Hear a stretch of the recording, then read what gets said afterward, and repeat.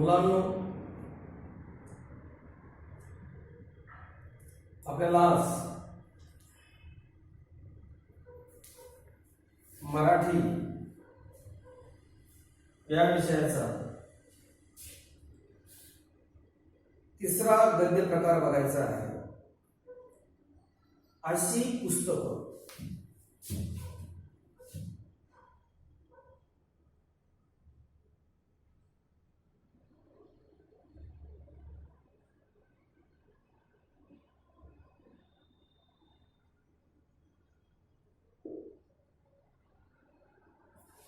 अशी पुस्तकं हा पाठ बघतो आहे डॉक्टर निर्मल कुमार फडकुले. डॉक्टर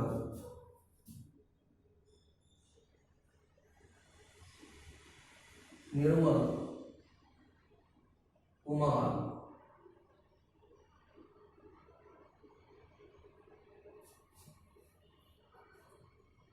फडकुले.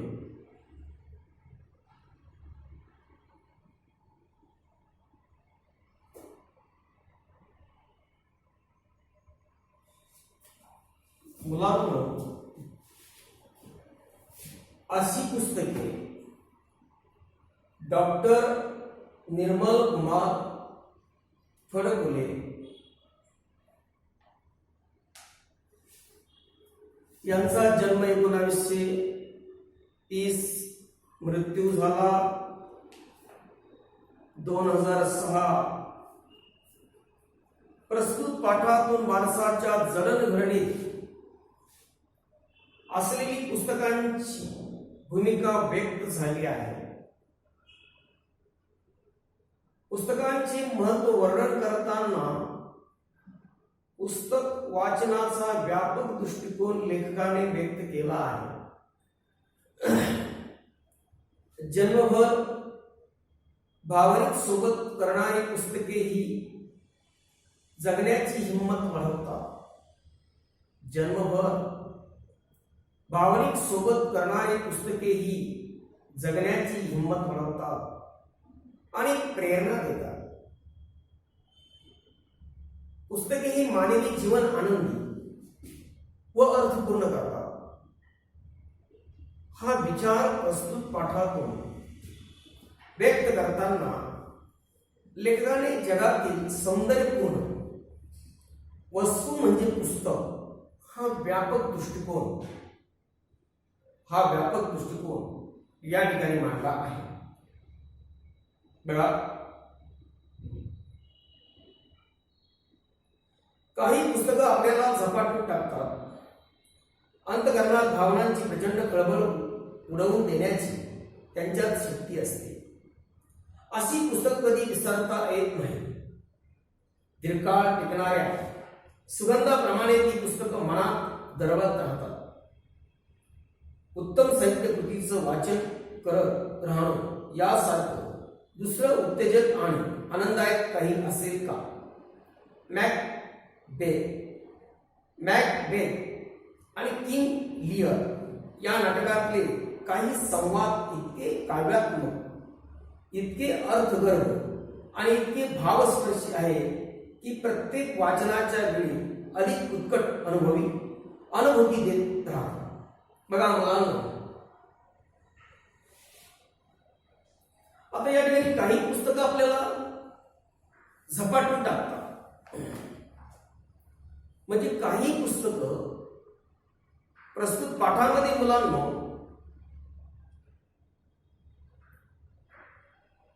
वाचनातून मिळणारा आनंद ह्या ठिकाणी दाखवला आहे. मग पुस्तक वाचल्यानंतर पुस्तकातले जे विचार आहे मुलांना ते माणसाला काय करतायत, भारावून टाकतात. कारण त्या पुस्तकातलं लिखाण जे आहे मुलांना ते अंतःकरणाला प्रचंड ऊर्जा देतात. कारण त्या पुस्तकामध्ये प्रचंड ऊर्जा देणारी एक शक्ती असते. अशी पुस्तकं कधी विसरता येत नाही. तर अशा प्रकारची पुस्तकं आपण कधीच विसरू शकत नाही. दीर्घकाळ टिकणाऱ्या सुगंधाप्रमाणे पुस्तकं मनात दरवळतात आणि अशी पुस्तकं वाचन झाल्यानंतर काही वर्ष आपल्या स्मरणात राहतात. मुलांना आपण त्या पुस्तकांना विसरू शकत नाही. उदाहरणार्थ शिवाजी सावंत यांची मृत्युंजय कादंबरी. शिवाजी सावंत यांची मृत्युंजय नावाची कादंबरी महाभारतावर आधारित आहे. महाभारतातील कर्णावर आधारित आहे विशेषतः. तर मुलांनो या कादंबरीमध्ये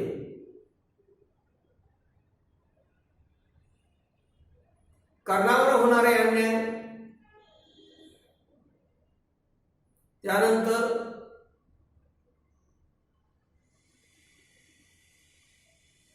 या कादंबरीतून कर्ण दुर्योधनाकडे मित्र म्हणून गेला. त्याची 5 भावंड, या 5 भावंडाच्या 5 पांडवांच्या पाठीमागे भगवान श्रीकृष्ण कशी साथ देतात, कशी दिशा देतात, सत्याचा कसा विजय होतो. एकंदरीत ही कादंबरी जर वाचल्यानंतर, मृत्युंजय कादंबरी वाचल्यानंतर माणसाच्या मनावर खोल परिणाम होतो मुलांना.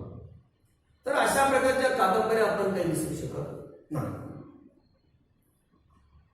तर मुलांना म्हणजेच पुस्तकं मनात दरवळत राहतात. एकदा पुस्तक वाचल्यानंतर काही अशी काही पुस्तकं आहे आपल्याला काहीतरी बोध देऊन जातात. काहीतरी घटना आहे, ऐतिहासिक घटना आहे, आपण त्या विसरू शकत नाही मुलांना. म्हणून ऐतिहासिक घटनाला विसरू शकत नाही म्हणजे त्या पुस्तकांना विसरू शकत नाही. उत्तम साहित्याचं वाचन करत राहणं यासारखं दुसरं उत्तेजक आणि आनंददायक काही असेल का? तर मुलांना उत्तम साहित्याचं वाचन करत राहणं यासारखं,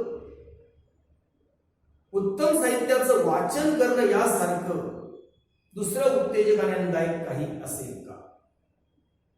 तर मुलांना आपल्याला उत्तेजन आणि आनंद देणारं जीवनामध्ये काय असेल तर उत्तम साहित्य. उत्तम साहित्य कृतीचं वाचन करणं हे अतिशय आनंददायक आहे, अतिशय उत्तेजनात्मक आहे. यामध्ये मुलांनो मॅकबेथ आणि किंग लिअर या नाटकातले काही संवाद इतके काव्यात्मक, इतके अर्थगर्भ आणि इतके भावस्पर्शी आहे की प्रत्येक वाचनाच्या वेळी अधिक उत्कट अनुभूती देत राहतात. तर मुलांनो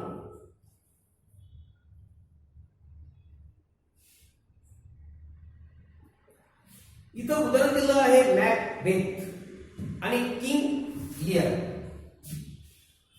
मॅकबेथ आणि किंग लिअर हे नाटककार आहेत, बॉईज गर्ल्स. या मॅकबेथ आणि किंग लिअर हे नाटक आहे. या नाटकातील संवाद आहे, जे संवाद आहे ते काव्यात्मक होते आणि इतके काव्यात्मक होते, अर्थगर्भ आणि भावस्पर्शी आहे. प्रचंड अर्थ होतो त्याचा आणि आपल्या मनाला भावस्पर्शी म्हणजे काय, मनाला वेग घेणारे आहे.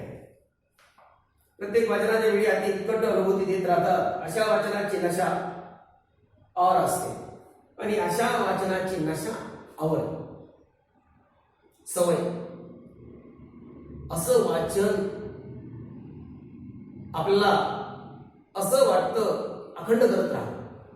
म्हणून या ठिकाणी नशा और असते. नशा या ठिकाणी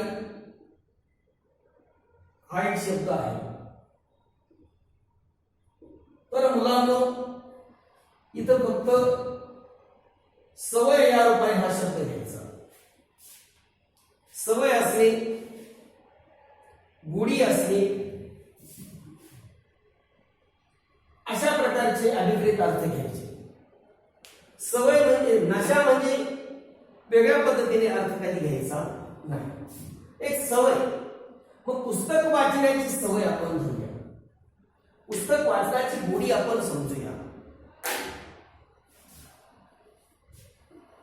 सुखाविषयीच्या माझ्या कल्पनेतून पुस्तकं वगळली तर सार सुखद संपुष्टात आलं असं म्हणावं लागेल.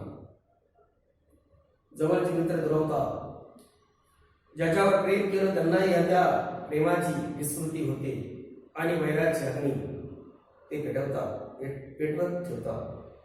हातात आलेला पैसा कसा आणि केव्हा काय नाहीसा होतो हे कळतही नाही.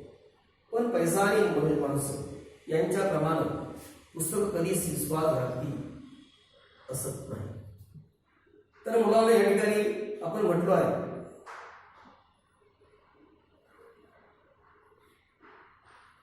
आता इथं पुस्तकांना आपलं जीवाभावाचा मैत्री म्हटलं आहे. पुस्तकांशी मैत्री करा. पुस्तक हे तुमचे कधी दुश्मन होऊ शकणार नाही. पुस्तक तुमच्याशी शत्रुत्व करू शकणार नाही. पण एखाद्या मित्राशी तुम्ही मैत्री करा, दोस्ती करा. तो मित्र जोपर्यंत तुमच्याकडनं फायदा आहे, तुमच्यापासून फायदा आहे, तोपर्यंत तुमच्या सोबत तो चांगली दोस्ती करेल, चांगली मैत्री निभावेल. कालांतराने काय तुम्ही जितकं प्रेम त्याच्यावरती केलेलं आहे त्याचे परिणाम म्हणजे ते प्रेमाची विस्मृती होईल. त्याला तुम्ही जेवढी मदत केली असेल तो पुढच्या काळात ती मैत्री विसरत जाईल आणि वैराची अग्नी ते पेटवत ठेवतात आणि तुमच्याशी नेहमी वैर करा. हातात आलेला पैसा कसा आणि केव्हा नाहीसा होतो ते कळतही नाही. मानवी जीवनाच्या हातात किती माणसं पैसा येतात, पैसा कमावतात ते माणसाला कधी कळत नाही मुला. पण पैसा आणि माणसं यांच्याप्रमाणे पुस्तक कधीच विश्वास घालतील. आता पैसा आला, भरपूर पैसा आला, पण पैसा कोणत्या मार्गाने निघून जाईल सांगता येत नाही मला. म्हणजे प्रेम मित्रावर केलेलं प्रेम तो काहीतरी विश्वासघात ठरेल. पैसा आला, संपून गेला, त्या ठिकाणी काही उपयोग नाही मला. म्हणजे मुलांना पैसा कधी येतो कधी नाहीसा ही कळत नाही. म्हणजे विश्वासघात आहे पैसा. स्थिर राहिला का पैसा नाही, स्टेबल आहे का पैसा नाही म्हणा. पण पैसा आणि माणसं याप्रमाणे पुस्तक कधीच विश्वासघाती ठरत नाही. तर मग विश्वासघाती कशाला म्हटलं आहे या ठिकाणी?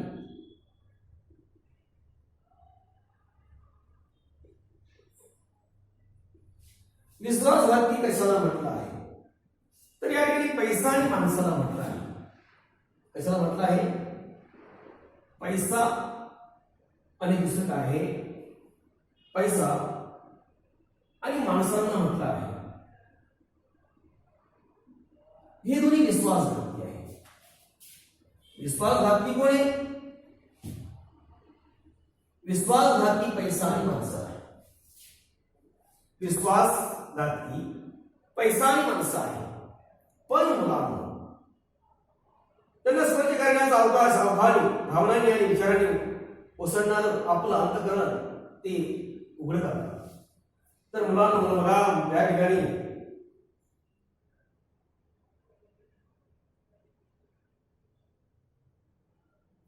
तर पुस्तक विश्वासघाती नाही. जसं विश्वासघाती पैसा असू शकतो, माणसं असतात, तर विश्वासघाती पुस्तक असू शकत नाही. का नाही? त्यांना स्पर्श करण्याचा अवकाश भावनांनी विचारांनी ओसरणारं आपलं अंतःकरण ते उघड करतात. तर मुलांना पुस्तक काय करतात? पुस्तक हे त्यांना स्पर्श करण्याचा अवकाश भावनांनी आणि विचारांनी ओसांडणार आपलं अंतकरण ते उघड करतात.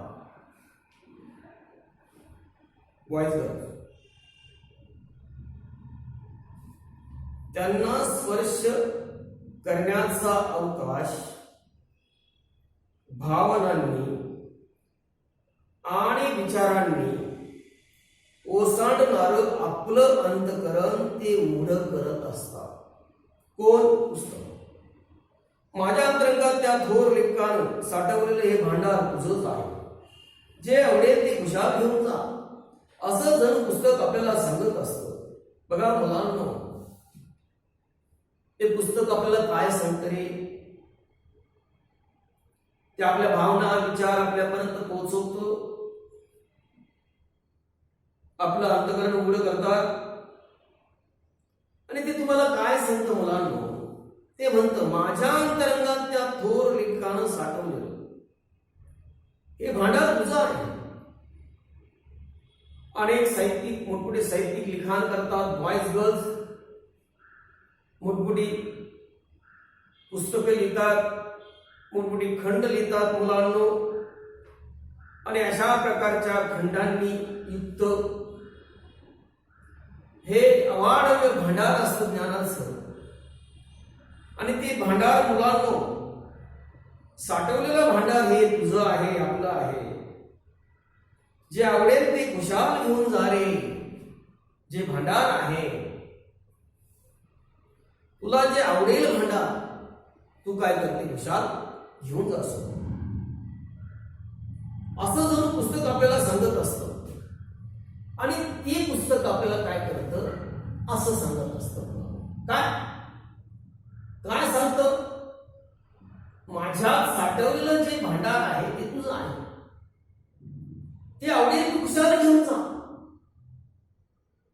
माझ्यात साठवलेलं जे भांडार आहे ते भांडार तुला आवडेल ते त्यातून खुशाल घेऊन जा. असं जर पुस्तक आपल्याला सांगत असतं. पुस्तकात अत्यंत प्रेम करणारी माणसं मी पाहिली आहेत. आपल्या कपाटात जेव्हा पाठ टेकून ठेवलेलं पुस्तक दुसऱ्याला देताना ती अगदी व्याकुळ झालेली असतात. बघा मुलांनो, काही पुस्तकावर आपण जेव्हा पाठ प्रेम करतो, बॉयज गर्ल्स, अशा पुस्तकावर आपलं प्रचंड प्रेम असतं. आणि पुस्तक आपण ज्यावेळी दुसऱ्याला देतो, आपण आपल्या कपाटात जेव्हा पाठ जपून ठेवलेलं पुस्तक दुसऱ्याला देताना देणारा व्याकुळ होऊन जातो. उदाहरणार्थ एखादा जवळ मागायला असतो.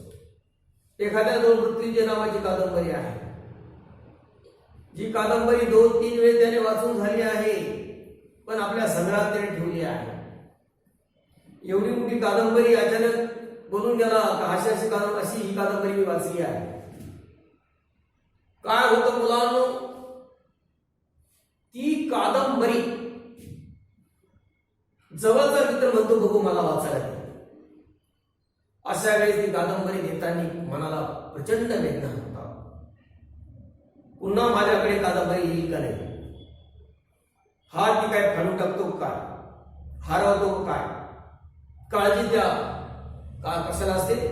ज्याची कादंबरी आहे त्याला. कारण त्या कादंबरीत त्याचं प्रेम असतं, त्याच्या भावना असतात.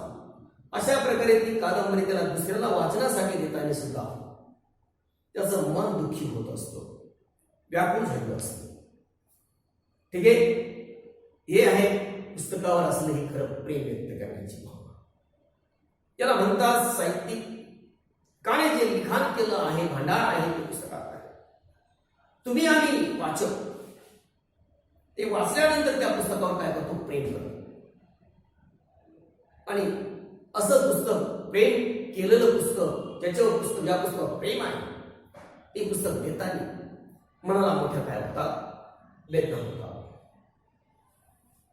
एकदा एका ग्रंथप्रेमी वाचकाकडून 2 दिवसासाठी एक पुस्तक मी वाचायला आणलं होतं. 2 दिवसासाठी एक ग्रंथप्रेमी, ज्याला नेहमी ग्रंथाची आवड आहे त्याला ग्रंथप्रेमी म्हणतात. ग्रंथप्रेमी वाचनाची ग्रंथ वाचण्याची आवड.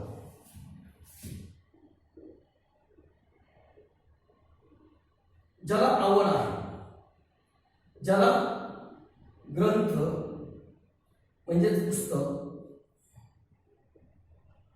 वाचनाची आवड,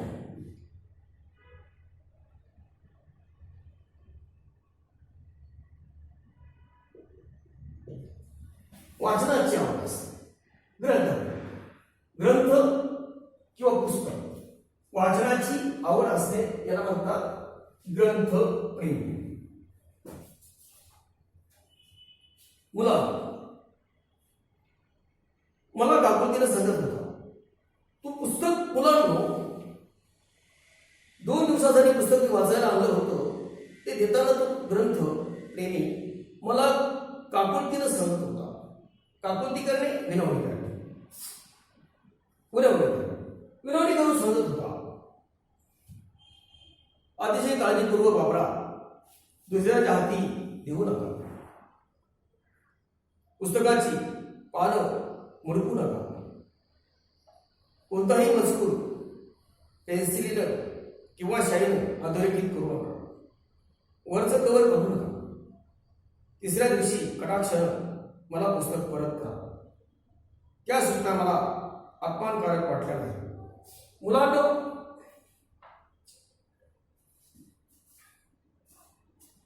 एका ग्रंथप्रेमीकडे पुस्तक माहिती आलेल्या लेखाला पुस्तक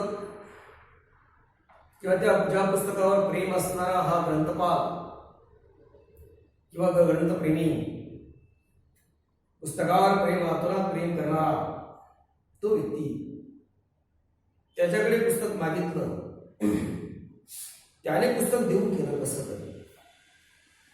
पुस्तक त्याने देऊन केलं, पण देताना काय म्हणाला तो होता, अतिशय काळजीपूर्वक वापरा.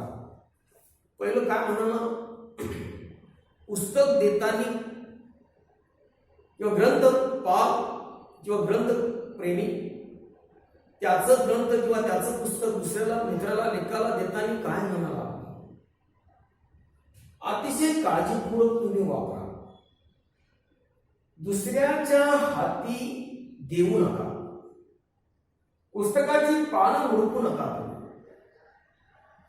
मी तुम्हाला पुस्तक देतो आहे, हे दिलेलं पुस्तक तुम्ही व्यवस्थित वाचून झाल्यानंतर इतर मित्रांना परस्पर माझी परवानगी न घेता कोणाला देऊ नका. काय म्हणाले, काळजीपूर्वक वापरा. दुसऱ्याला देऊ नका. पुस्तकाची पानं हुडकू नका.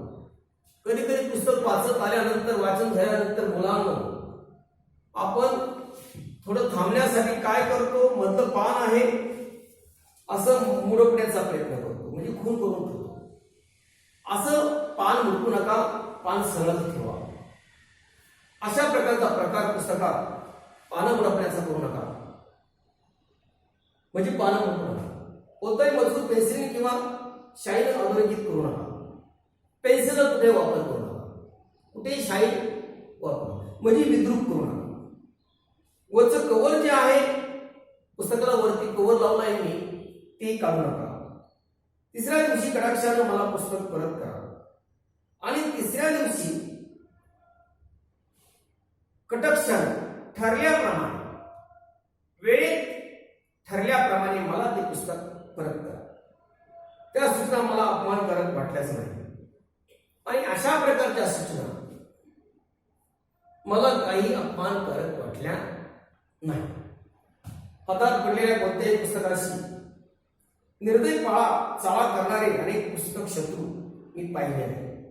अशा प्रकारे मुलांनो त्या सूचना अपमानकारक मला वाटल्या नाही.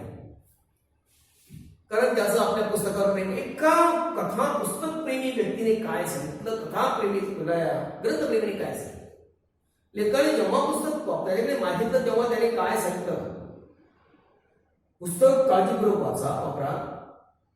दुसऱ्या हाती देऊ नका. पुस्तकाची पानं हुडकू नका. कोणताही वस्तू पेन्सिलीने अथवा शाईने अधोरेखित करू नका. कव्हर काढू नका. अशा प्रकारे आणि बघा मला तिसऱ्या दिवशी कटाक्षाला मला पुस्तक करा, परत करा. म्हणजे 3 दिवसासाठी पुस्तक दिलं होतं. किती? 3 दिवस. तिसऱ्या दिवशी माझं पुस्तक मला परत करा. त्या सुद्धा मला अपमानकारक वाटल्या नाही. हातात पडलेल्या कोणत्याही पुस्तकाशी निर्णय झाला करणारे अनेक पुस्तक शत्रू मी पाहिले आहे. त्यांच्या हिशोबी बेहिशोबी छापलेली एक झोपडं म्हणजे पुस्तक, त्याला कसंही महत्व द्यायचं. पुस्तकाचा उपयोग तरी किती? भूक लागल्यावर ते शिजवून थोडंच खाता येतं. वेडे लोक वाङ्मय अनेक रस असतात असं म्हणतात. तहान लागल्यावर तुमच्या कालिदासाच्या शाकुंतलातील रस घेणं शक्य आहे का? फार तर एकदा वाचावं किंवा चाळावं आणि मग येईल त्या भावनांना हुंकून टाकावं, ही विचारसरणी अनेकांची असते. पण त्या पुस्तक प्रेमीने मला ज्या अटी घातल्या होत्या त्या खरोखरच अत्यंत संयुक्तिक होत्या. आता मुलांना लेखाला आलेला अनुभव काय आहे? लेखक म्हणतात, पुस्तकाशी लोक पुस्तक हातात पडलं तर निर्दय चाळे करणारे आणि पुस्तक शत्रू लेखाने पाहिजे. पुस्तक शत्रू म्हणजे काय? पुस्तकांचा वापर नीट न करणारे व्यक्ती. त्याच्या बेहिशोबी छापलेले झोपडं म्हणजे पुस्तक. बेहिशोबी एक झोपडं छापलं तर मुलांना त्याला कसलंही महत्व द्यायचं, कसलंही पुस्तकाला महत्व देतात. पुस्तकाचा उपयोग तरी किती आहे? आता यांच्या दृष्टीने पुस्तकात भूक लागल्यावर ते शिजून थोडंच खाता येतं पुस्तक जर आपल्याला भूक लागली कोणाला शिजवायचं आणि अन्नाप्रमाणे खायचं असं नसतं पुस्तक. वेडे लोक वाङ्मयात अनेक रस असतात असं म्हणतात. वाङ्मयात अनेक रस आहे असे लोक अनेक म्हणतात. तहान लागल्यावर तुमच्या कालिदासाच्या शकुंतलातील रस घेणं शक्य आहे का? फार तर एखादा वाचक वाचावं आणि चाळावं, मग हे त्या भावनांना हुंकून टाकायचं आणि अशा प्रकारे काहीतरी आपल्याला वाचावं. वाचल्यानंतर समजा या ठिकाणी उदाहरण दिलंय, तहान लागल्यावर तुमच्या कालिदासाच्या शाकुंतलित रस घेणं. कालिदासाने शाकुंतल नावाचं नाटक लिहिलंय.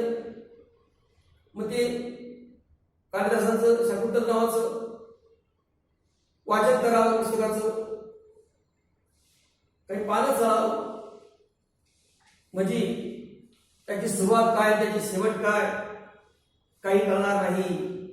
अशा विचारसरणी अनेकांची असते आणि अशा प्रकारे मनानं पुस्तक घ्यायचं, पहिलं पेज वाचायचं, त्यानंतर 4-5-6 पेज सोडायचे, पुढचं पेज वाचायचं, मधले पेज वाचायचे, शेवटचे पेज वाचायचे. काही पुस्तकात अर्थ कळणार नाही. सुरुवात काय, मध्य काय, शेवट काय, त्याला काय कळणार नाही. अशी पुस्तक वाचण्याची पुढे सवय असते का? अशी नसते.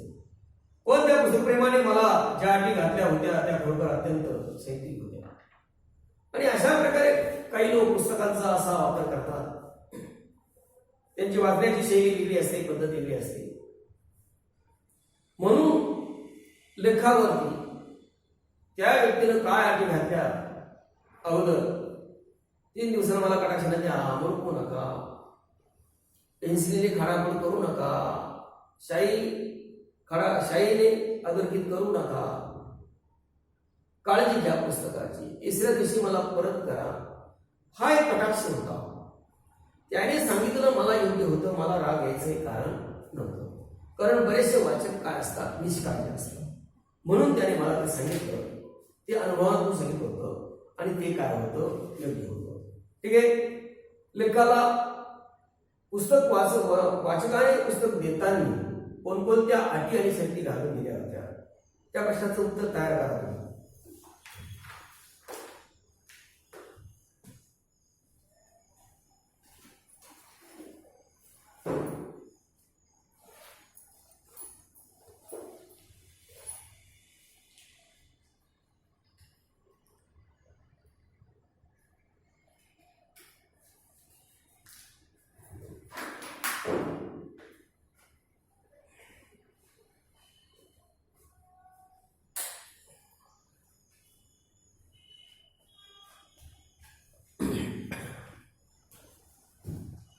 तर मुलांना अशा प्रकारे त्याने ज्या अटी घालून दिल्या समोरच्या ग्रंथप्रेमीने त्या योग्य होत्या असं मला माझ्या लक्षात आलं. माझ्या हाती पुस्तक देताना त्यानं त्यावर मायेने अलगद हात फिरवला. मी त्याला म्हणालो, कसली काळजी करू नका. माझ्या घरी सुद्धा तुमच्या पुस्तकाला बाहेर आल्यासारखं वाटेल. त्याला श्वासोश्वास सहन करावा लागणार नाही. ते अगदी योग्य स्थळी तुम्ही देत आहात. तो असा त्याचं समाधान झालं असावं. मी म्हणालो, एका संस्कृत भाषा एका संस्कृत सुभाषितात म्हटलं आहे, मूर्ख असते न दातन एव वदती पुस्तकं, मृगाच्या हाती मला देऊ नका असं पुस्तकाचं म्हणणं आहे. माझ्या हाती ते देताना तुम्हाला माझ्या शहाणपणाबद्दल शंका आली नाही ना? आता तो प्रकरून असला आणि म्हणाला, अहो दुधानं तो पोळल्यावर मी ताक मुंकून देतो आहे. काही दिवसापूर्वी बघा मुलांना, आता या ठिकाणी काय सांगितलं आहे, त्या ग्रंथप्रेमीने त्या पुस्तक प्रेमीने मला पुस्तक त्याचं देताना त्याने मायेने त्या पुस्तकावर हात फिरवला, अलगद हात फिरवला आणि मला म्हणाले सुद्धा, बघा. आणि ज्यावेळेस त्याने जेवढ्या दक्षता घ्यायला लावल्या होत्या त्या माझ्या लक्षात काय आहे की मी त्या पुस्तकाची रेसट करणारा वाचक नव्हतो. म्हणून मी त्याला म्हणालो, कसली काळजी करू नका तुम्ही तुमच्या पुस्तकाची. माझ्या घरी सुद्धा तुमच्या पुस्तकाला बाहेर आल्यासारखं वाटेल. ज्याप्रमाणे हे पुस्तक तुम्हाला इतकं प्रिय आहे, ते पुस्तक तुमच्याकडे तुमचं आहे, तुमचं जीवापण प्रेम करतात त्या पुस्तकावरती, आपल्या लहान बाळाप्रमाणे प्रेम करतात. तर असं पुस्तक माहेरी आल्यासारखं होईल, माहेरी आल्यासारखं त्यालाही पुस्तकाला वाटेल, इतकी मी काळजी घेईन. म्हणजे माझ्याकडे सुद्धा तुमच्या पुस्तकाला माहेरी आल्यासारखं वाटेल असं म्हणून त्याला सासूला सहन करावा लागणार नाही. ते अगदी योग्य स्थळी तुम्ही देत आहात तो असा. तर मी त्याला म्हणालो, त्या पुस्तक प्रेमीला म्हणालो की तुम्ही मला जे पुस्तक देत आहात त्यावर तुमचं प्रेम आहे, कारण त्यावरती अलगद हात प्रेमाने फिरवला तर आहे, नीट काळजी घ्या वगैरे तो सांगत होता. म्हणून मी त्याला म्हणालो, माझ्या घरी सुद्धा या पुस्तकाला बाहेर गेल्यासारखं वाटतं. त्याला सासूवास सहन करणार नाही, म्हणजे त्याची हरशाट करणार नाही, त्याची पानं मुडपणार नाही, त्याच्यावर शैन्य रेखाटणार नाही. काळजी करू नका. त्याला असं मी सांगू लागलो, कारण अगदी योग्य स्थळी देत आहात तो असा. त्याचं समाधान झालं असावं. मी म्हणालो, एका सुसंस्कृत सुभाषितात म्हटलं आहे, मूर्खस्य न दातव्यम एव वदती पुस्तकं, मृगाच्या हाती मला देऊ नका. ते पुस्तक काय म्हणतं हे वाचा. हे पुस्तक प्रेमी, तुझं माझ्यावर प्रेम आहे म्हणून तुम्हाला विकत घेतलं आहे, तू संग्रहित ठेवलं आहे, तू वाचतो आहे, तुझं माझ्यावर प्रेम आहे. पण मूर्ख व्यक्तीच्या हातात आता मला देऊ नको. मी आहे तुझ्याकडे समाधानी आहे खूप, ते पुस्तक नेहमी म्हणत असतं. म्हणून ते पुस्तक काय म्हणतं, मूर्खाच्या हाती मला देऊ नका. त्याची माझी हेळसांड करेल, माझी पानं फाडेल, मला मला विद्रुप करेल, मला माझं फाडून करून मोकळं करून टाकेल. त्याच्या हाती काय देऊ नका.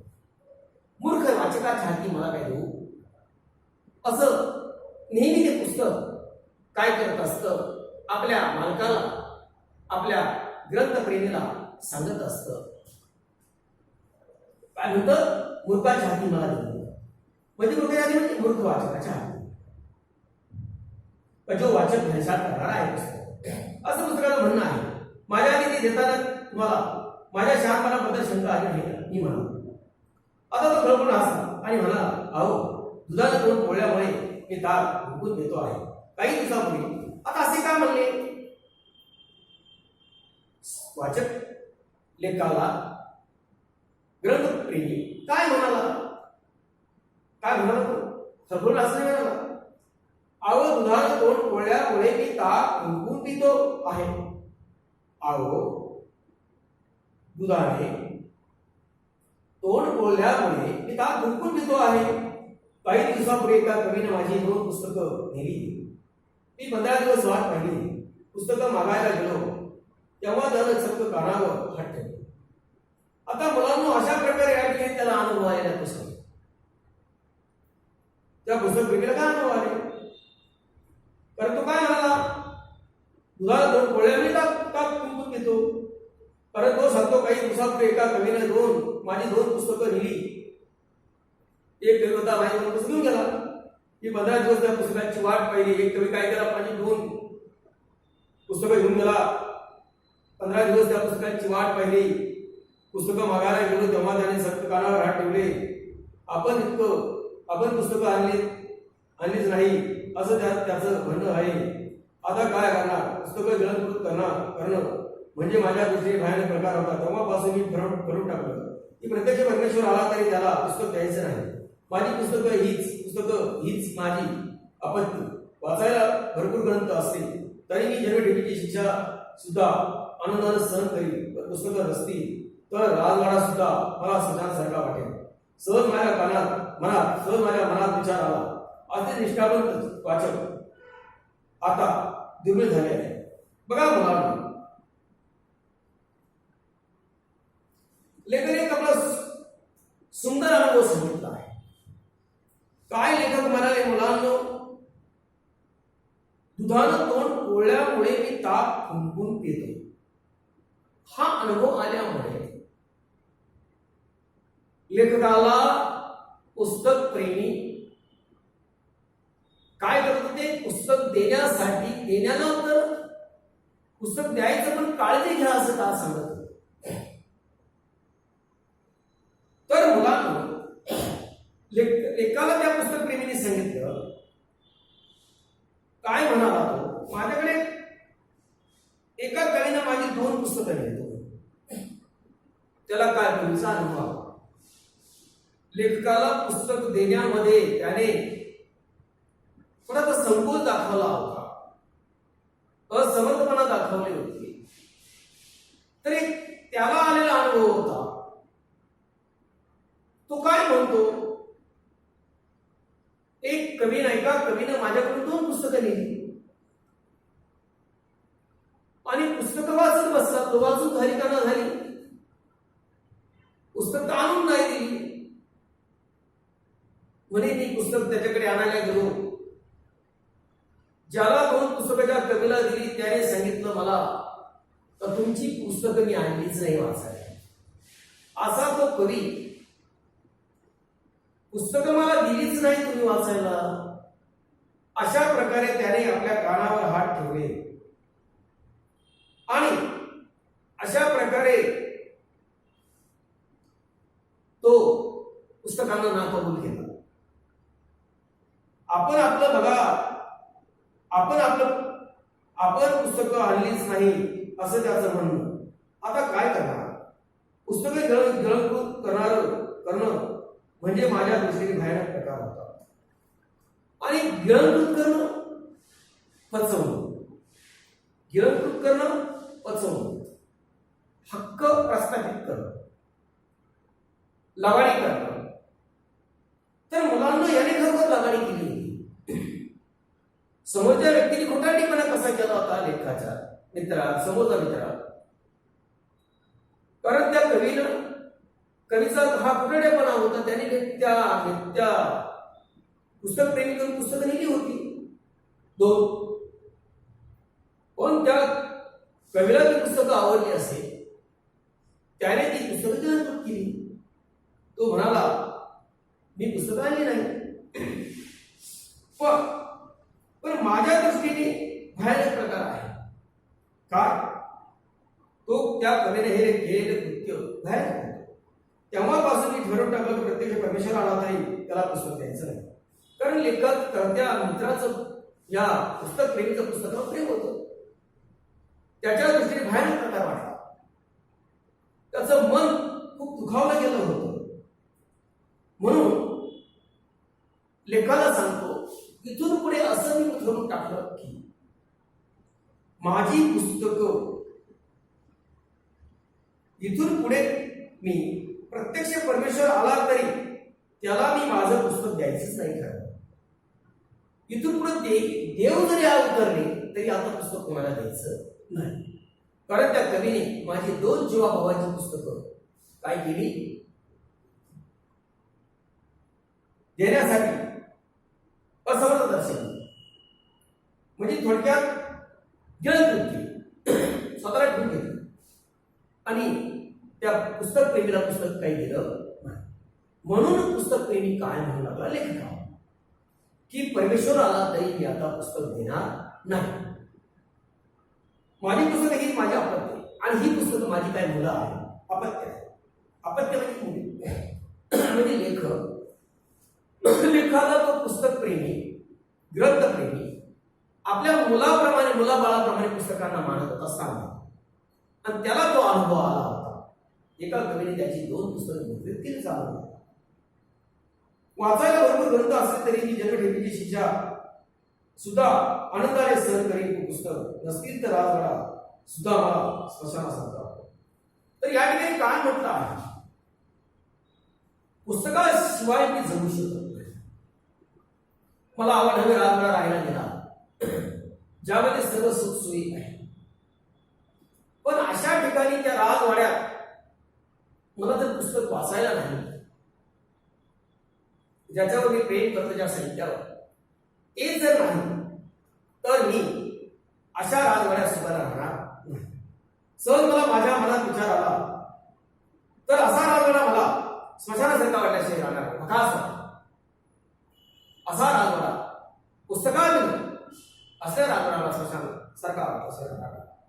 सहज माझ्या मनात विचार आला, असे निष्ठावान वाचक आता दुर्मिळ झाले. आणि अशा प्रकारे पुस्तकाशिवाय करमत नाही, करमणार नाही. पुस्तकाशिवाय करमत नाही, करमणार नाही. पुस्तकाशिवाय करमत नाही, करमणार नाही.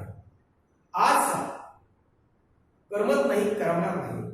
आजकाल असे वाचक काय झाले आहे, दुर्मिळ झाले आहे. असे वाचक काय झाले, दुर्मिळ झाले आहे. इतकं पुस्तकावर प्रेम करणारे आता बघायला मिळत नाही. परवा मी बीएच्या वर्गातल्या वाङ्मय विषयाच्या विद्यार्थ्यांना प्रश्न विचारला, जे कुलकर्ण्यांचा एकत्रित एखादा ग्रंथसंग्रह तुम्ही वाचला आहे का? संग्रह जाऊ द्या, या लेखकाची एखादी कथा तरी तुमच्या वाचनात आली आहे का? साहित्य या विषयाचे रसिक विद्यार्थी मानाखाली घालून बसले होते. कदाचित जे कुलकर्णी हे नाव सुद्धा त्यांना फारसं परिचित नव्हतं. मी निराश झालो. एका आधुनिक श्रेष्ठ कथा लेखकाचं नावही सुशिक्षितांच्या अभ्यासकांच्या कानापर्यंत पोहोचलं नाही. या कर्माला काय म्हणू? तर मुलांना बेच्या वर्गात मुलं वाङ्मय विषयाच्या विद्यार्थ्यांना प्रश्न विचारायला लागतात. जे कुलकर्ण्यांचं एखादं कथासंग्रह तुम्ही वाचलं काय? जाऊ द्या, जे कुलकर्णी यांची एखादी कथा तरी सांगावे, नाव तरी सांगावे, असं मी सहज विचारलं. तर मुलांना साहित्य, आजकालच्या साहित्य विषयाचे रसिक मुलं मुली म्हणजे विद्यार्थी सरळ मुलांना खाली मान घालून बसतो. कारण जी ए कुलकर्णी त्याचं नाव सुद्धा त्यांना परिचित नव्हतं. त्याचं नाव परिचित नाही म्हणून त्यांना त्यांच्या कथा काय परिचित असणार. अशा प्रकारे मुलांना त्यांचं नावच नाही ऐकलं. त्यांनी लिहिलेल्या कथा काय सांगणार आणि शेवटी मुलांना या बीएच्या वर्गात विद्यार्थ्यांनी खाली मान घातल्या. अशा प्रकारे एका आधुनिक श्रेष्ठ कथा लेखकाचं नाव सुशिक्षितांच्या अभ्यासकांच्या कानापर्यंत पोचलं नाही. या कर्माला काय म्हणावं, या मुलांच्या काय काय. तर एक साहित्यिक मुलांपर्यंत जाऊन पोचले नाही, कमाल आहे मुलांची. याचा अर्थ आजकालचे विद्यार्थी पुस्तकं काही वाचत नाही. अशा प्रकारे लेखकाला या बीएच्या वर्गात आलेला अनुभव होता. एक गोष्ट मात्र खरं की उत्तम साहित्यकृती आपल्याला जन्मभर भावनिक सोबत करतात, मनाला धीर देतात, जीर्ण होत चाललेल्या जीवनशक्तीला चैतन्य नव घालतात, मनातल्या अंधाराला उजेडाचे स्वप्न दाखवतात. काही दिवसापूर्वी 80 वर्षाचे साहित्यप्रेमी समस्त भेटले. मी त्यांना सहज विचारलं, सध्या कशाचं वाचन चाललं आहे? ते म्हणाले, गेले 2 दिवस मेघ वाचत होते. बघा मुलांना, लेखकाने गोष्ट खरी निवड केली आहे. उत्तम साहित्यकृती,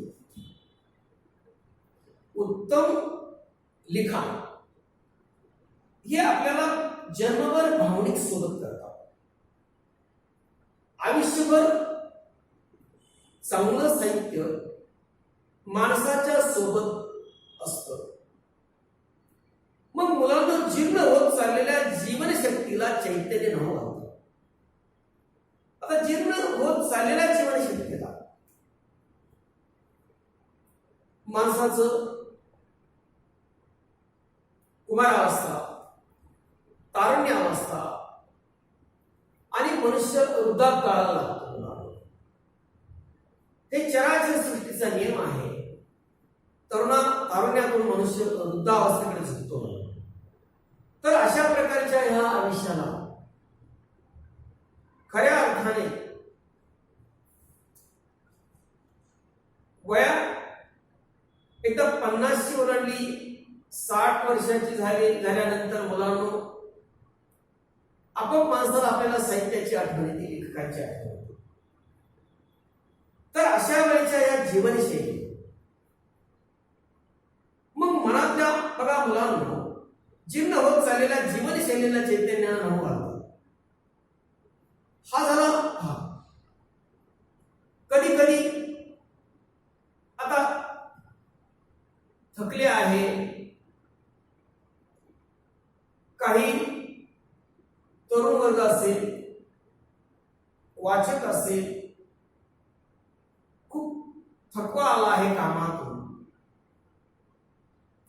खूप दुःख झालं असेल, थोडासा विरंगुळा म्हणून पुस्तकाची साथ घ्या.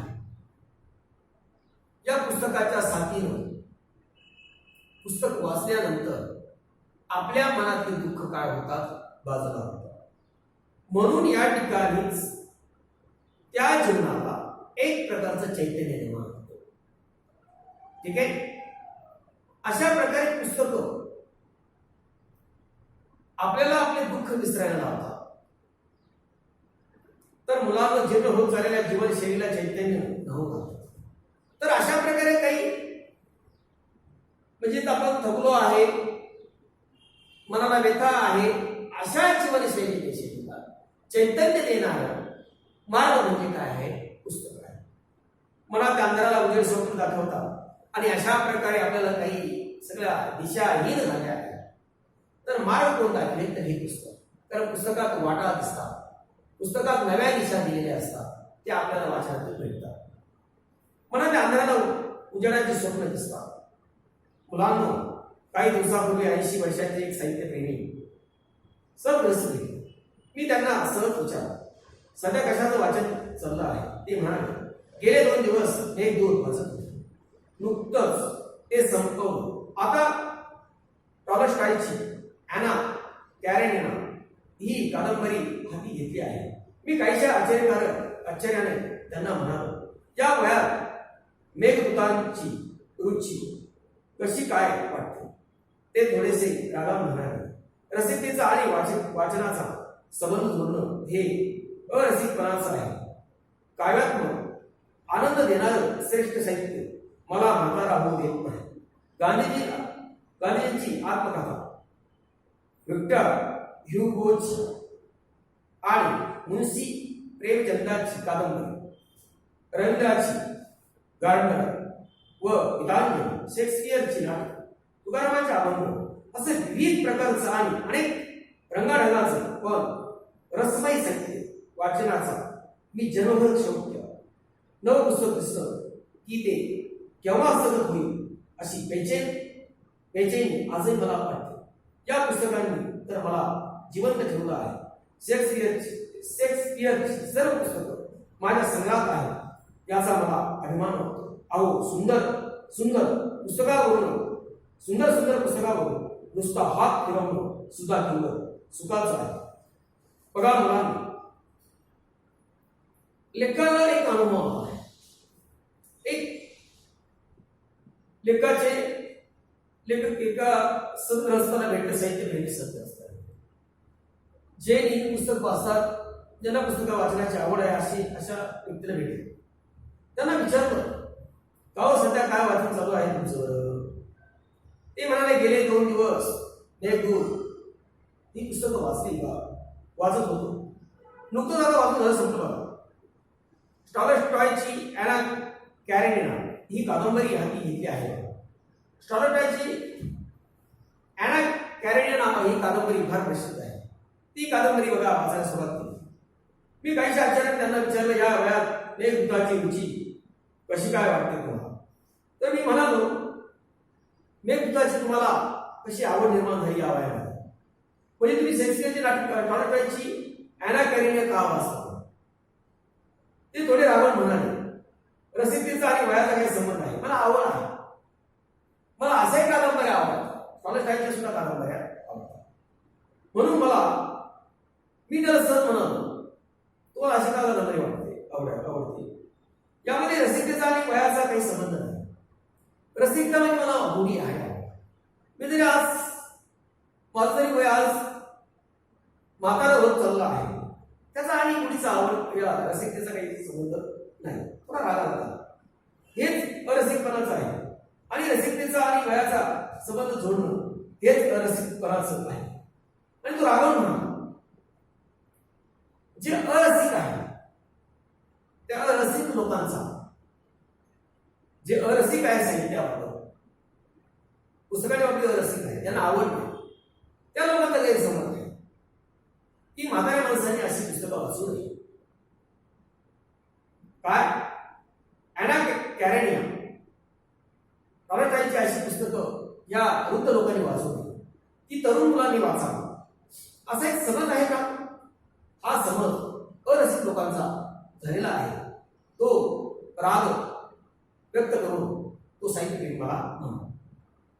कलात्मक आनंद देणारं श्रेष्ठ साहित्य मला म्हातारा होऊ देत होता. आणि कलात्मक तो म्हातारा रसिक मला, साहित्यिक मला, कलात्मक आनंद देणारं श्रेष्ठ साहित्य मला म्हातारा देतं. म्हणजे खऱ्या अर्थाने वयाची आठ नाही. पुस्तक वाचकाच्या ठिकाणी वयाची आठ कधीच नसते. म्हाताऱ्या माणसाने कोणती पुस्तकं वाचावी, तरुणांनी कोणती पुस्तकं वाचावी यामध्ये फरक करायचा नाही. यामध्ये कोण फरक करतो? अरसिक करू शकतो. गांधींची आत्मकथा, विक्टर ह्युगोची आणि मुन्शी प्रेमचंदाची कादंबरी रवींद्रनाथजी गर्डर, गीतांजली, शेक्सपियरची नाटकं, तुकारामाचे अभंग असं विविध प्रकारच्या आणि अनेक रंगढंगाचं पण रसमय साहित्य वाचण्याची मी जन्मभर शोधतो. आणि अशा प्रकारे हे ऐकल्यानंतर मी वयाचा विचार न करता अनेक साहित्यिकांची पुस्तकं वाचली. तुकारामाचे अभंग वाचले, रवींद्रनाथजी गार्डनवर गीतांजली वाचली, शेक्सपियरची नाटकं वाचली. मुलांनो, अशा प्रकारे मी भरपूर पुस्तकांचं वाचन केलं. आणि की जे केव्हा असं होईल अशी बेचैन असेल, आज मला अनेक रंगढंगाचं रसमय वाचन साहित्य वाचनाची मी जन्म शोध केला आहे. नवं पुस्तक दिसलं की ते केव्हा हस्तगत होईल अशी बेचैन आजही मला वाटते आहे. या पुस्तकाने मला जिवंत ठेवलं आहे. शेक्सपियरची सर्व नाटके माझ्या संग्रहात आहे याचा मला अभिमान वाटतो. आणि शेक्सपियरची सर्व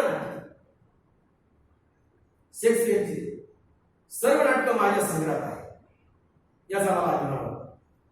सुंदर पुस्तक, सुंदर पुस्तकावरून नुसता हात फिरवणं सुद्धा केवढं सुखाचं आहे. आणि सुंदर पुस्तकावर प्रेमानं हात फिरवलं तर त्यातून प्रेमानं हात फिरवल्यानंतर त्यातून काय होतं? प्रचंड सुख मिळतं. अशा प्रकारे लेखन आपल्या जीवनामध्ये अभंगापासून तुकारामांच्या अभंगापासून शेक्सपियरची नाटकं काय, तर मुलांना अशी कितीतरी पुस्तकं पाठवून टाकली आहे, वाचलेली आहे. मुलांना अशा प्रकारे अनेक नाटकं वाचली, अनेक कथा कादंबऱ्या वाचल्या, अभंग तुकारामांची वाचली, जी आता ते पुस्तक लेखकाने काय केली, वाचलेली आहे.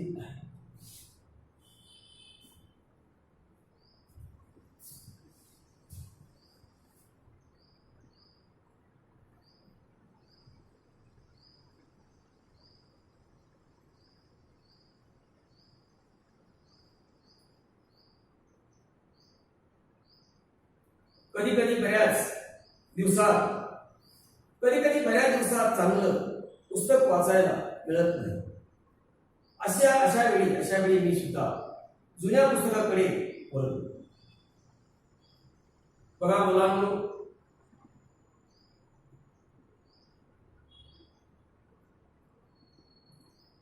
कधी बऱ्याच दिवसात चांगलं पुस्तक वाचायला मिळत नाही. अशा वेळी मी सुद्धा जुन्या पुस्तकाकडे वळलो. खरं सांगायचं तर साहित्य जुनं आणि नवं असं काही नसतं. केवळ काळाच्या अपेक्षेने हे शब्द आपण योजतो. परमेश्वराचे अभंग कोणत्या अर्थाने जुने आहे आणि कुसुमाग्रजांची कविता कोणत्या दृष्टीने नवी आहे, आपल्या सोयीसाठी आपण हे शब्द वापरतो. जुनं आणि नवं असं आपण का करतो? जुन्या नव्या पुस्तकात आपण असा का करतो?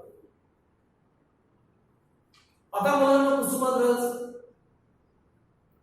अलीगडचे महान साहित्यिक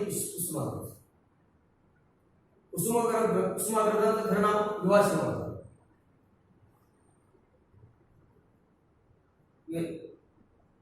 तर मुलांना विवासिंह या विवासिंहाने अनेक कथा कादंबऱ्या लिहिल्या आहेत, कविता लिहिल्या आहेत.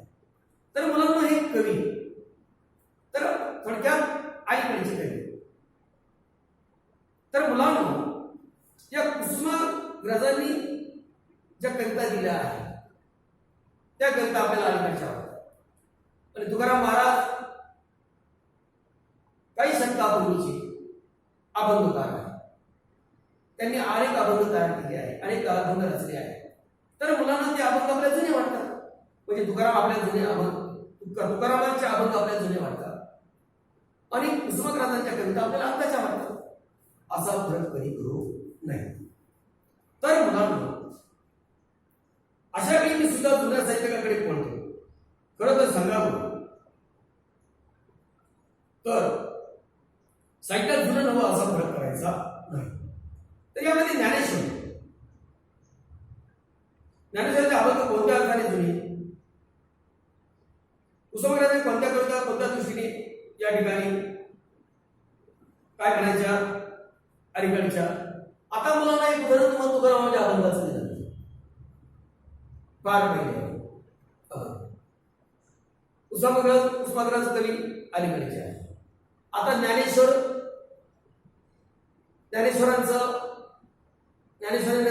असेल, त्यांच्या ओव्या असेल, या जुन्या वाटतात मला. त्यामध्ये आता अलीकडचे साहित्यिक हेच कुसुमाग्रज यांच्या कविता बघा, या काळाकडे अलीकडच्या वाटतात. यामध्ये मुलांना जे काही पूर्वी संत होऊन गेले, थोडक्यात ज्ञानेश्वर असेल, तुकाराम असेल, त्यानंतर एकनाथ महाराज असेल, एकनाथ महाराजांची भारुड असेल, हे तुम्हाला जुने वाटतात. आणि अलीकडचं लिखाण जे आहे कुसुमाग्रज असेल, त्यानंतर इतर काही बोरकर असेल, नारायण सुर्वे असेल, असे अनेक साहित्य तुम्हाला आताचे वाटतात. तर मुलांना अशा प्रकारे नवं जुनं या साहित्यात काही फरक करायचा नसतो, त्या लिखाणात काही फरक करायचा नाही. तर मुलांना खऱ्या अर्थाने आपण आपल्या सोयीसाठी शब्द वापरतो. ही जुनं आणि नवं आपण आपल्यासाठी, पण खऱ्या अर्थाने ते काही योग्य नाही. मी एके दिवशी अत्यंत इमनस अवस्थेत होतो. त्या दिवशी माझा एक कलावंत मला एका अपघातात मरण पावला होता. आता मुलांना मी अतिशय दुःखी होतो. विमनस्क अवस्थेत म्हणजे दुःखी अवस्थेत, विमनस्क अवस्थेत म्हणजे दुःखी अवस्थेत. तर मुलांना त्या दिवशी माझा एक कलावंत मित्र वारला होता, कारण त्याचा अपघातात मरण आलं होतं. जगण्यासाठी त्याच्याजवळ कितीतरी सुंदर सामग्री होती. खऱ्या अर्थाने जगण्यासाठी त्याला भरपूर सामग्री होती. कलावंत जीवन मन असलेला हा भाबडा हळवा माणूस अचानक एका मोटर अपघातात ठार झाला. समज दिवसभर मी अस्वस्थ होतो. रात्री कपडात हेमिंग्वेचं the old man and the sea हे छोटे खाणी पुस्तक बाहेर काढलं. त्याच्यावरची धूळ झटकली आणि ते वाचायला सुरुवात केली. पुस्तकावरची धूळ ज्याप्रमाणे मी झटकली त्याप्रमाणे माझ्या मनावर साचलेली दुःखी निराशा विचाराची धूळ त्या पुस्तकानं झटकून टाकली. पहिल्या 2-3 पानातच त्या छोट्या कादंबरीने मला घेऊन ठेवलं. बघा मुलांना, लेखकाचे मित्र ऍक्सिडेंटमध्ये दत्तप्राण झाले होते. त्यामुळे लेखक दिवसभर अस्वस्थ होते. त्याचं कशातून मन राहिलं. अशा वेळेस मुलांना लेखक स्वतः विचार करू लागले. जगण्यासारखं आयुष्य खूप सुंदर ज्याचं आयुष्य होतं. सुखासीन मनुष्य होता. दुःख त्याच्या वाट्याला नव्हतं. भरपूर छान आयुष्य जगत होता, जगलाय असता.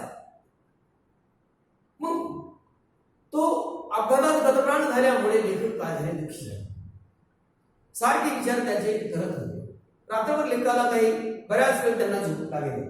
म्हणून लेखाने काय केलं, या दुःखातून बाहेर पडण्यासाठी लेखाने एक उपाय केला.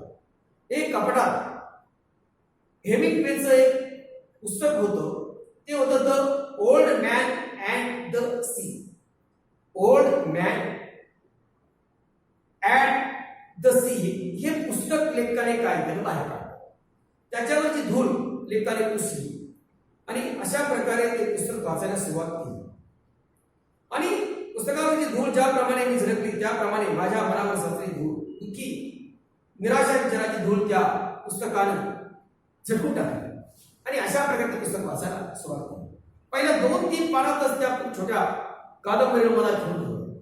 पहिल्या 2-3 पानातच ते पुस्तक काय करलं, बरोबर वाचलं. अर्नेस्ट आणि अशा प्रकारे मुलांना की कादंबरी वाचायला सुरुवात केल्यानंतर लेखक आपलं दुःख विसरला. लेखकाच्या मित्राचा अपघात झाला असता लेखक दुःखी अवस्थेत होते. लेखकाचा दिवस एकदम विचारात गेला, दुःखी विचारात गेला. असं दुःखी मन दूर करण्यासाठी, दुःख हलक करण्यासाठी लेखकाने काय उपाय केला, तर लेखकाने उपाय यावरती केला. कोणती कादंबरी वाचली, तर लेखकाने कादंबरी वाचली the old man and the sea. ज्या पुस्तकातले 2-4 पानं वाचतात लेखकाचं दुःख काय झालं, दूर निघून गेलं आणि 2-3 पानातच लेखकाच्या छोट्या कादंबरीचं खेळून ठेवलं. पुढे मुलं अर्नेस्ट हेमिंग्वे हा एक विलक्षण प्रतिमेचा लेखक होऊन गेला आहे. काय केला, प्रतिमेचा लेखक काय केला, होऊन गेला आहे. साहजिक त्याची आता मुलांनो अर्नेस्ट हेमिंग्वे साहजिक त्याची जीवन दृष्टी त्याच्या साहित्यातून प्रगट झाली आहे. The old man and the sea ही कादंबरी याच बलगंड तिने भरलेली आहे. तर मुलांनो the old man and the sea ही कादंबरी याच बलगंड तिने भरवलेली आहे. आता एक म्हातारा कोळी देवमाशाची शिकार करण्यासाठी अथांग सागरात आपली होडी ढकलते. आता यामध्ये the old man and the sea मध्ये काय दिल्या कादंबरी, कोणती कादंबरी, the old man and the sea ही कादंबरी आहे.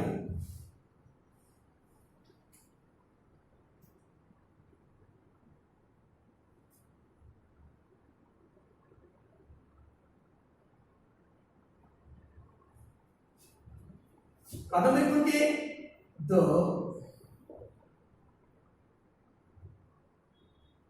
Old man and the sea. The old man and the sea कादंबरी.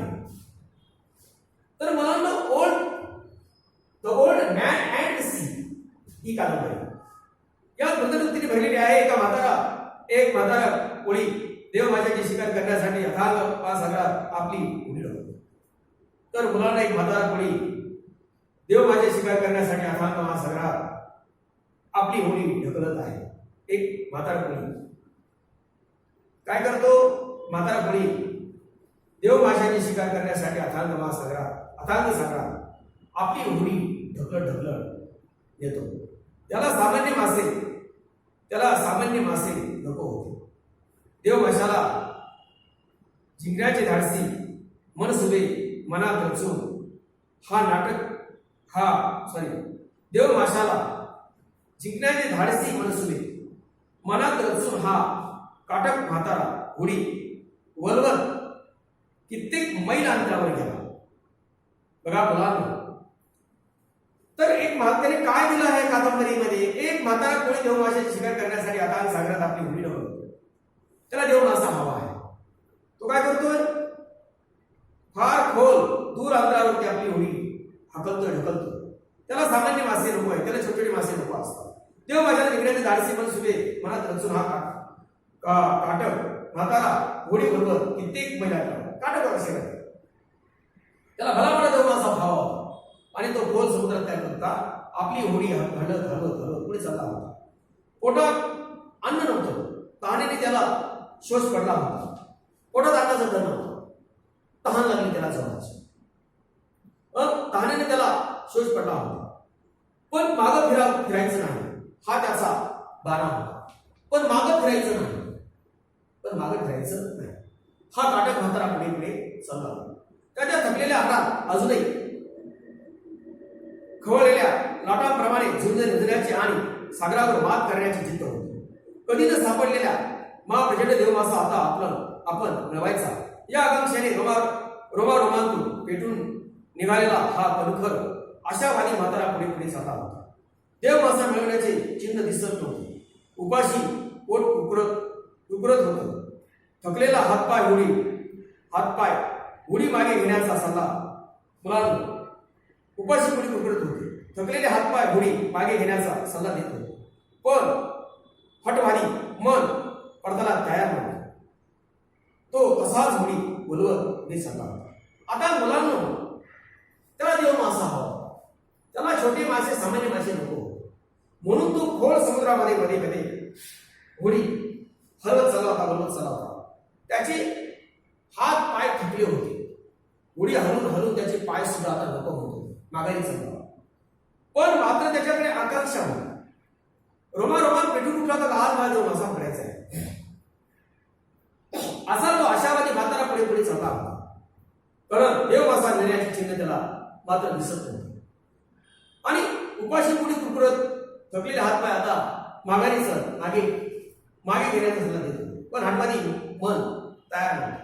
त्याच्या मनात निर्धार केला. तो तसाच होडी बोलवत पुढे चालला.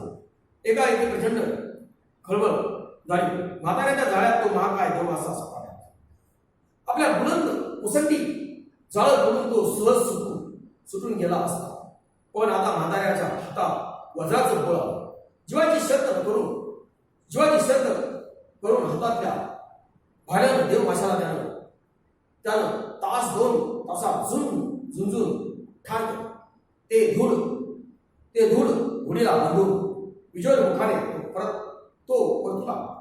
आज त्याला जाळ्या कधीच सापडला आणि आपल्या शेपटीच्या तडाख्याने मोठमोठ्या होड्या उलटून टाकणारा महाबलिष्ठ देव मासा त्याच्या पराक्रमाने सापडला. किनाऱ्याकडे परताना शार्क माशाच्या टोळीनं त्या देव माशावर हल्ले असत. त्याचे घरचे उडू लागले. त्याच्याशी म्हाताऱ्याला झुंजावं लागलं. तो परतला आणि उन्मादानं आळळ डोकं म्हणाला, अरे मी देव माशाची शिकार केली. तुम्हाला ते कधी जमत नाही.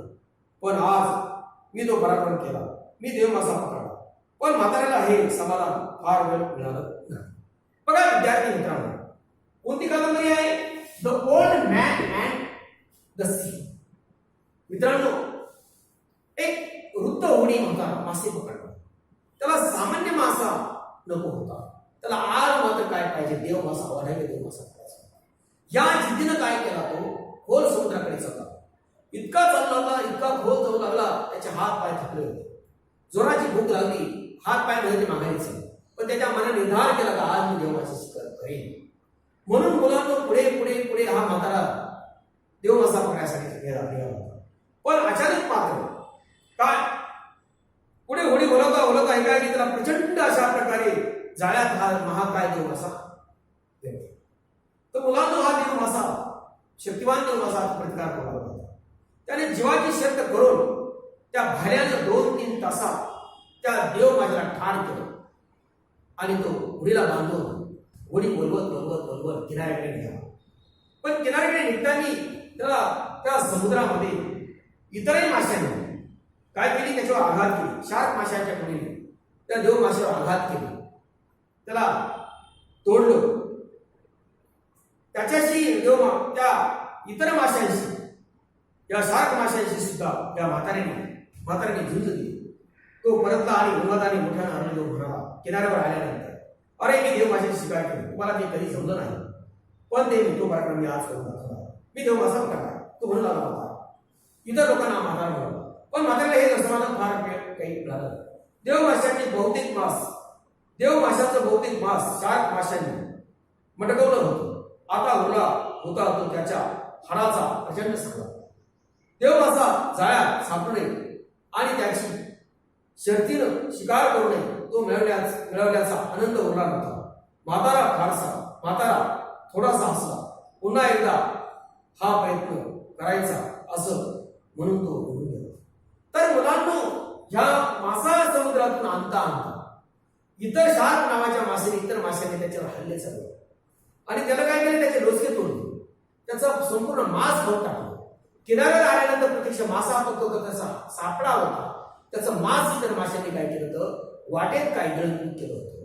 फक्त सांगाडा हातात राहिला आणि पाहत होतं काय आपल्याकडे सांगाडा आहे, ओढून सांगावं काय लोकायला मासा पकडला. पण मुलांना खऱ्या अर्थाने तो काय म्हणाला, मी जरी मासा पकडला पण आता पुन्हा एकदा मी काय करेन, तो जरी माझ्या हाताशी आला नाही त्याचा मांस, पण आता पुन्हा मी काय करेन, प्रयत्न करेन आणि तो निघून गेला. असं इथं कादंबरी संपली. बस इथं काय करेल, कादंबरी संपली. म्हणजे हाती काही आलं नाही, निराश झाला. इथं कादंबरी संपली. बस इथं कादंबरी संपली आहे. पण यातून हेमिंग्वेला काय सांगायचं आहे, अशा प्रकारचं old man and the sea या कादंबरीतून लेखक हेमिंग्वेला काय सांगायचं तुम्हाला, अति बलाढ्य क्रूर नियती आणि दुबळ्या महत्वाकांक्षी माणूस यांच्यात हजारो लाखो वर्षापासून कधीच न संपणारे सनातन चिरंतन द्वंद्व युद्ध आहे. तर अशा प्रकारे अति बलाढ्य क्रूर नियती, अति बलाढ्य आहे, क्रूर नियती आहे, अति बलाढ्य क्रूर नियती आहे, अति बलाढ्य आणि क्रूर नियती आहे आणि दुबळा महत्वाकांक्षी माणूस यांच्यात हजारो लाखो वर्षापासून कधीच न संपणारं सनातन चिरंतन द्वंद्व युद्ध आहे. चिरंतन द्वंद्व युद्ध आहे. नियती जबरदस्त असेल पण दुबळ्या माणसालाही अदम्य आकांक्षेची आणि संघर्षशीलतेची ज्वाला पेटली आहे. जयिष्णू वृत्तीनं तो माणूस आपल्या प्रारब्धाशी झटत आहे. निष्ठुर नियती त्याला हुलकावण्यात देत असली तरी त्याचा तेजोभंग करत असली तरी एक क्षण असा येणार आहे की दुर्बल वाटणारा माणूस नियतीला पराभूत करून विजयाच्या सिंहासनावर निश्चित बसणार आहे. तर मुलांना अशा प्रकारे नियती आधी बलाढ्य क्रूर नियती आणि दुबळा मनुष्य यावर हजारो लाखो वर्षापूर्वी पासून कधी न संपणारा असं सनातन चिरंतन काही युद्ध चालू आहे, द्वंद्व चालू आहे. तर नियती जबरदस्त असते पण दुबळा मनुष्य अदम्य काय आहे, आकांक्षेने आणि संघर्षाने पेटलेला आहे. संघर्षाची ज्वाला त्याच्यामध्ये पेटली कारण तो नियतीवर मात करू शकेल. अशा प्रकारे त्याच्याकडे काय आहे, साहस आहे, त्याच्याकडे ज्ञान आहे, त्याच्याकडे प्रचंड शक्ती आहे माणसाला सुद्धा. निष्ठुर नियती त्याला हुलकावण्यात देत असली आणि त्याचा तेजोभंग करत असते, तेजोभंग करत असते, म्हणजे त्याच्या विजयावरती काय करते, पडदा पाडते. त्याचा विजय त्याला मिळू देत नाही, त्याचा आनंद त्याला नियती मिळू देत नसते.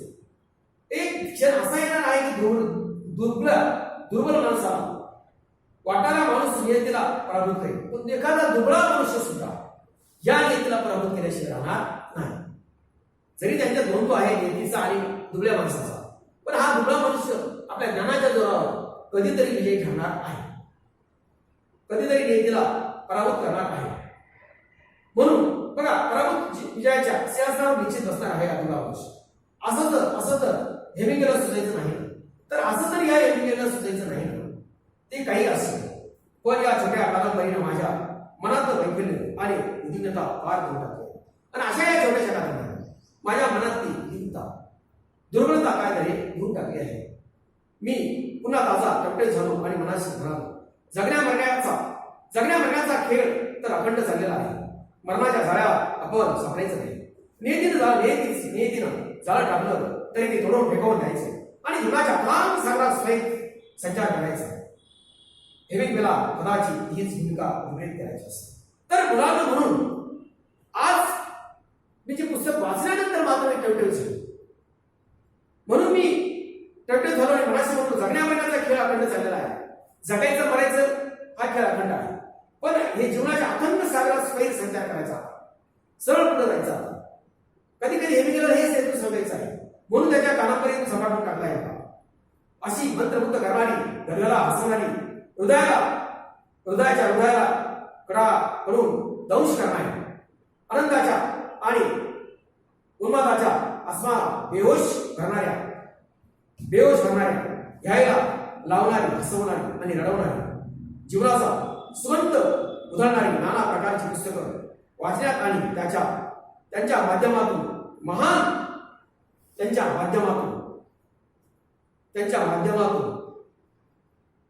नाना प्रकारची पुस्तकं वाचण्यात आणि त्यांच्या माध्यमातून महान लेखक कवीच्या अंतरंगात भिरवण्यात केवढा तरी आनंद सामावलेला आहे.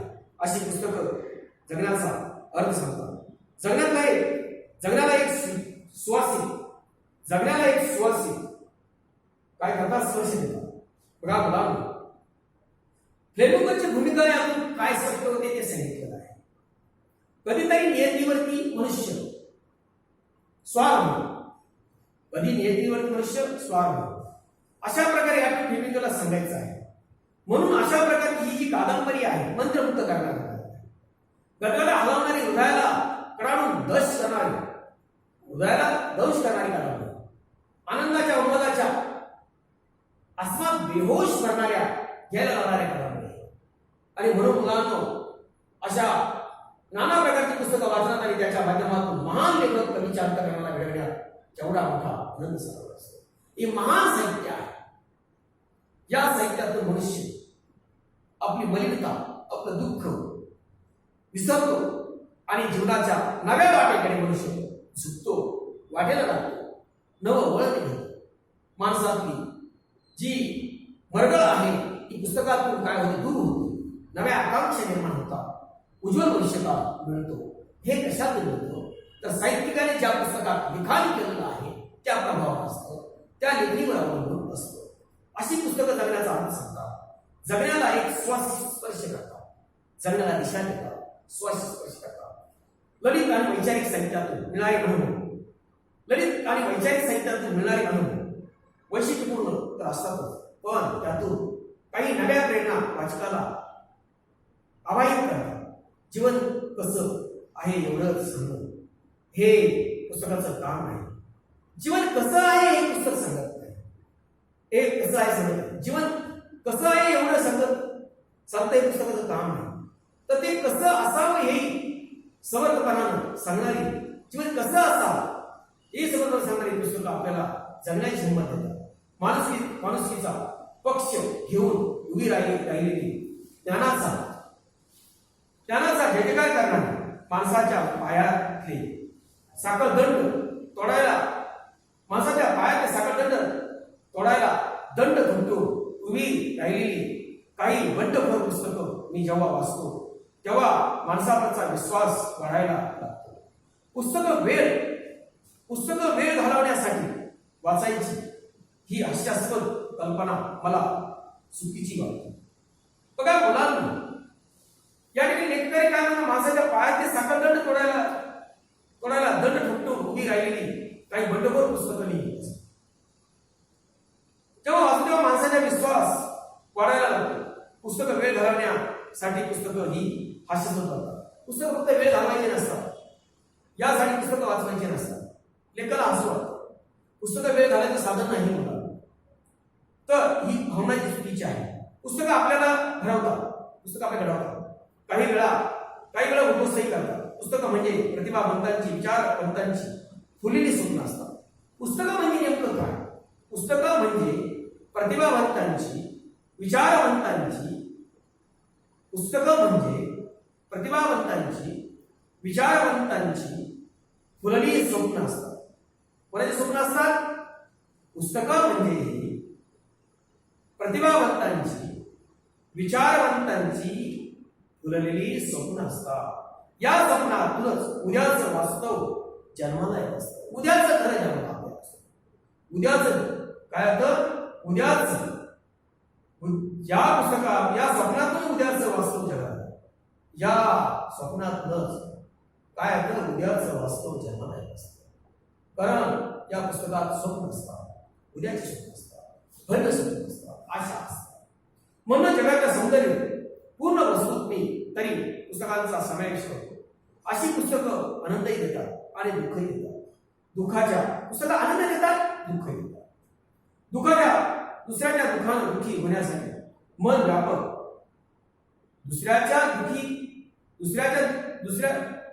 यावेळी काय सांगितलं मला? दुसऱ्याच्या दुःखानं दुःखी होण्यासाठी मन व्यापक, उदार असतात.